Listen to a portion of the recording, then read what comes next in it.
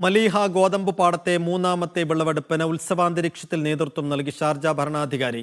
ഗോതമ്പിൽ നിന്ന് നിർമ്മിച്ച മൂല്യവർദ്ധിത ഉൽപ്പന്നങ്ങൾ ഷെയ്ഖ് സുൽത്താൻ പുറത്തിറക്കി. മരുഭൂമിക്കുള്ളിൽ സ്വർണ്ണശോഭയിൽ കതിരണിഞ്ഞു നിൽക്കുന്ന കൂറ്റൻ ഗോതമ്പ് പാടം.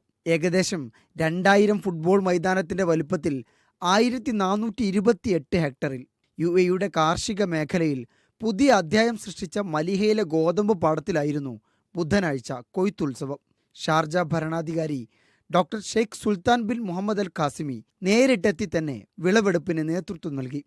സബ്വ സനാബിൽ അഥവാ 7 കതിരുകൾ എന്ന് പേരിട്ട ഗോതമ്പാണ് വിളവെടുത്തത്. വിളവെടുപ്പിന് മുമ്പ് ഈ ഇനം ഗോതമ്പിൽ നിന്നുണ്ടാക്കിയ കേക്കുകൾ, ബിസ്ക്കറ്റുകൾ, നുറുക്കു തുടങ്ങിയ വിവിധ തരം ഉൽപ്പന്നങ്ങൾ ഷെയ്ഖ് സുൽത്താൻ പരിശോധിച്ചു. കർഷകരുമായും എഞ്ചിനീയർമാരുമായും അദ്ദേഹം സംവദിച്ചു. കൊയ്ത്തു യന്ത്രങ്ങളുടേതുൾപ്പെടെ ആധുനിക കാർഷിക ഉപകരണങ്ങളുടെ പ്രവർത്തനവും ഭരണാധികാരി നേരിട്ടു കണ്ടു. 6000 ടൺ ജൈവ ഗോതമ്പാണ് ഇത്തവണ മലീഹ പാടത്തു നിന്ന് വിളവെടുക്കുന്നത്. നിർമ്മിത ബുദ്ധി, അത്യാധുനിക സെൻസർ, ഓട്ടോമാറ്റിക് ഇറിഗേഷൻ തുടങ്ങിയവ ഉപയോഗിച്ചാണ് കൃഷി.